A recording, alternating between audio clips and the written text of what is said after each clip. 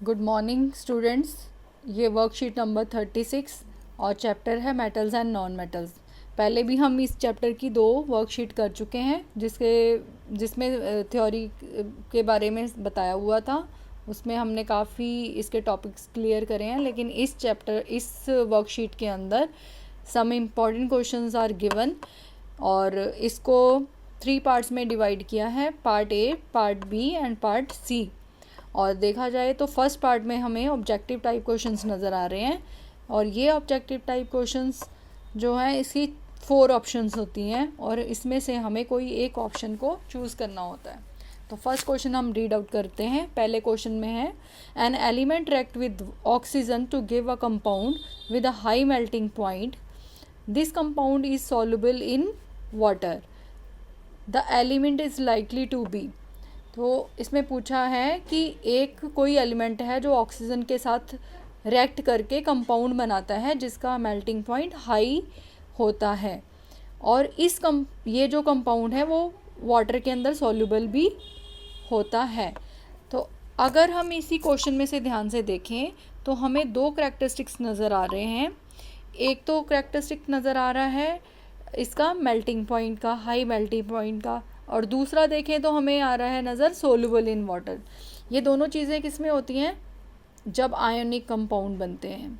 ठीक है, क्या बनते हैं? Ionic compound. तो आयोनिक कंपाउंड हमने लास्ट जो वर्कशीट है उसमें देखा था। आयोनिक कंपाउंड फॉर्मेशन होती है मेटल्स और नॉन मेटल के बीच में।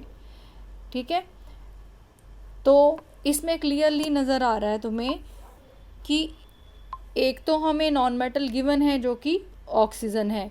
इट मीन्स ऑक्सीजन क्या है? Non metal. ठीक है, और वो एलिमेंट क्या होगा फिर? वो होगा मेटल।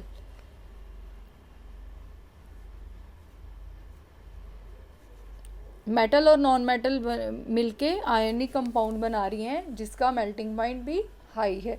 ये करैक्टरिस्टिक्स मैंने अभी बताया आयनिक कंपाउंड में होते हैं। अब इसमें एलिमेंट कौन सा होगा ये चूज़ करना है हमें।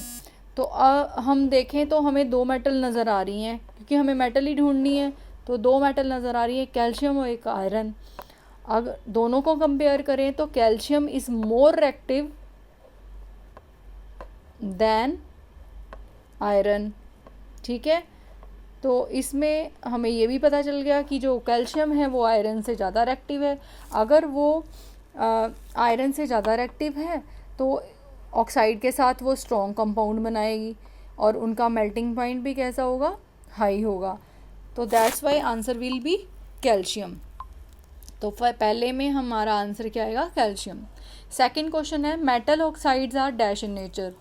बेटा ये मेटल ऑक्साइड जो होती हैं वो ज़्यादातर एम्फोटेरिक होती, कुछ मेटल्स होती हैं एम्फोटेरिक इन नेचर, लेकिन जो ज़्यादातर मेनली मेटल्स होती हैं they are basic in nature. तो हमारा आंसर आएगा बेसिक।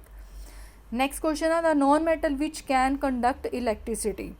अब इनमें से नॉन मेटल ढूंढना है जो कि इलेक्ट्रिसिटी को कंडक्ट कर सकता है, जिसमें इलेक्ट्रिसिटी पास हो सकती है। तो सारे के सारे नॉन मेटल हैं।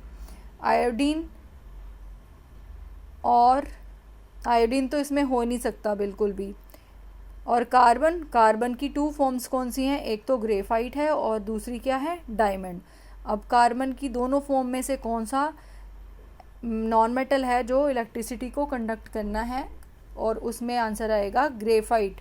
ग्रेफाइट जो है good conductor of electricity. Next question is, इसमें ग्रेफाइट आ गया। नेक्स्ट क्वेश्चन है arrange copper, silver, aluminium in increasing order of reactivity. अब रिएक्टिविटी के हिसाब से हमें इनको इंक्रीजिंग ऑर्डर में लगाना है। उससे पहले हमें रिएक्टिविटी सीरीज़ के बारे में पता होना चाहिए। जब हमने रिएक्टिविटी सीरीज़ करी थी तो हमने कुछ मेटल्स के बारे में पढ़ा था जिनको हमने अरेंज करा था डिक्रीजिंग ऑर्डर में। सबसे ज़्यादा रिएक्टिव ऊपर, मोस्ट रिएक्टिव ऊपर, एंड सबसे नीचे क्या था? Least reactive. ठीक है, तो लीस्ट रिएक्टिव में कौन सा आया था सबसे नीचे? गोल्ड। लेकिन इस क्वेश्चन में हमें 3 मेटल्स अपने आप उन्होंने दे दिए हैं, उनमें से ही हमें चूज़ करना है, उनको हमने इंक्रीजिंग ऑर्डर में लगाना है। तो सबसे कम इनमें से आएगा कॉपर, इनमें से सिल्वर पहले नंबर पे, दूसरे नंबर पर आएगा कॉपर और तीसरे नंबर पे आएगा एल्यूमिनियम। यानी कि सबसे नीचे कौन है, सिल्वर है इसमें, और उसके ऊपर आएगा कॉपर और सबसे ऊपर एल्यूमिनियम। यानी कि ये इंक्रीजिंग ऑर्डर है, सबसे कम रिएक्टिव, फिर उससे ज़्यादा रिएक्टिव, फिर उससे ज़्यादा रिएक्टिव, तो टॉप में हाईली रिएक्टिव इनके अकॉर्डिंग। तो ये इंक्रीजिंग ऑर्डर को हमने अरेंज कर दिया according to question. Question number 5, a list of common metals. हमें एक लिस्ट बतानी है कॉमन मेटल्स की और अरेंज करना है उसको ऑर्डर में, डिक्रीजिंग ऑर्डर में। अ list of common metal arrange in order of their decreasing reactivity is non. उसमें पूछा गया है कि जब हम मेटल्स को डिक्रीजिंग ऑर्डर में अरेंज करते हैं तो उसको क्या कहा जाता है। अभी जस्ट मैंने एक क्वेश्चन प्रीवियस क्वेश्चन में बताया कि सबसे टॉप में हाई रिएक्टिव होता है, मोस्ट रिएक्टिव, ठीक है, और सबसे नीचे क्या होता है, लीस्ट रिएक्टिव, सबसे कम। तो ऐसी सीरीज़ को हम क्या कहेंगे, रिएक्टिविटी सीरीज़, जो हमें क्या बताती है कि सबसे ज़्यादा रिएक्टिव कौन सा है और सबसे कम कौन सा रिएक्टिव है। तो सिंपल सा इसका आंसर आ जाएगा reactivity series. Next question number 6, again reactivity series से ही रिलेटेड है। A dash reactive metal displaces a dash reactive metal from its salt solution. तो इसमें भी क्लियर हो रहा है कि जो हाई रिएक्टिव होगा वो लेस रिएक्टिव मेटल को डिस्प्लेस कर देगा, अपनी जगह से हटा देगा। तो इसमें आंसर आएगा हाई रिएक्टिव मेटल डिस्प्लेसेस, मतलब हटा देना, a less reactive metal from its solution. ये जो है, ये आप लोगों ने डिस्प्लेसमेंट रिएक्शन करा था, उसमें आपको समझाया था, ये भी अकॉर्डिंग टू रिएक्टिविटी सीरीज ही है। Question number 7, name the ion made by non metals. अब नॉन मेटल्स के साथ जो आयन्स बनते हैं उनका नाम बताना है, वेदर इट इज़ कैटायन और एनायन को, इनमें से बताना है कि कौन सा होगा, कैटायन होगा या एनायन। तो आपको पता है नॉन मेटल हमने आयनिक फॉर्मेशन में हमने पढ़ा था कि जब नॉन मेटल्स कोई इलेक्ट्रॉन को गेन करती हैं, ठीक है, गेन करती हैं, तो उसके ऊपर कौन सा चार्ज आ जाता है, नेगेटिव चार्ज, ठीक है, कौन सा चार्ज आएगा, नेगेटिव चार्ज। अब नेगेटिव चार्ज को हम क्या कहते हैं, एनायन, क्या कहते हैं, एनायन। तो आंसर विल बी, आंसर क्या होगा, एनायन, ठीक है। Next question is some metals do not react with water at all. At all मतलब बिल्कुल भी रिएक्ट नहीं करती हैं। कौन सी ऐसी मेटल है, उनमें से कोई एक मेटल का नाम बताना है। तो बेटा इस रिएक्टिविटी सीरीज़ के नीचे सबसे नीचे जो मेटल्स आती हैं, मैं पहले बताया था कि वो पानी के साथ बिल्कुल भी रिएक्ट नहीं करती हैं। तो वो कौन सी मेटल्स हैं, सिल्वर एंड गोल्ड। आपने देखा होगा सिल्वर और गोल्ड के ऑर्नामेंट्स बनते हैं, और जो लेडीज़ घरों में रहती हैं वो सारा दिन काम भी करती हैं, पानी उनके जो उनके गोल्ड के ऑर्नामेंट्स हैं उसमें लगता भी रहता है, और लेकिन उनके जो गोल्ड की ऑर्नामेंट्स, जो बैंगल्स वगैरह पहनती हैं, कभी भी शाइन उनकी जाती नहीं है।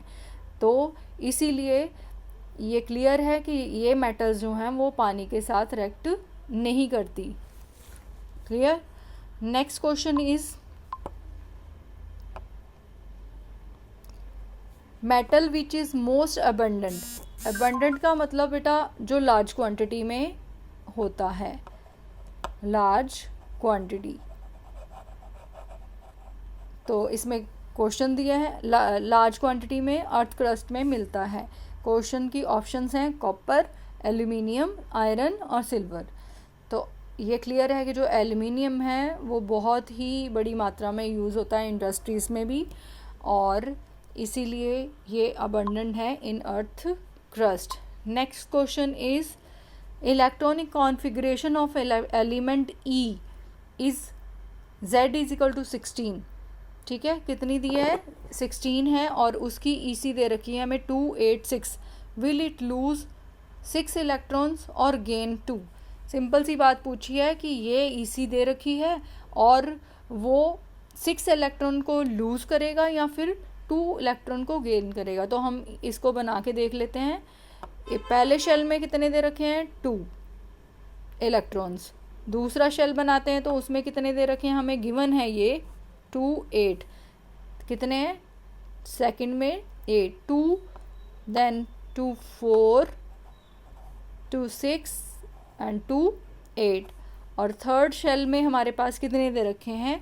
6, 1 2 3 4 5 6।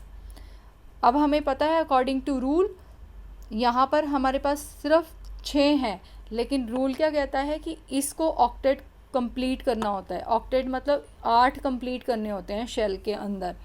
सो अब इसके पास ऑलरेडी 6 हैं, लेकिन ये क्या करेगा? 2 इलेक्ट्रॉन्स को ले लेगा। ठीक है, 2 इलेक्ट्रॉन्स को लेगा। इट मीन्स 2 इलेक्ट्रॉन को गेन करेगा, तभी इसमें ऑक्टेट कंप्लीट होंगे। तो फिर क्या आएगा? ये 2 इलेक्ट्रॉन्स को गेन करेगा। क्लियर?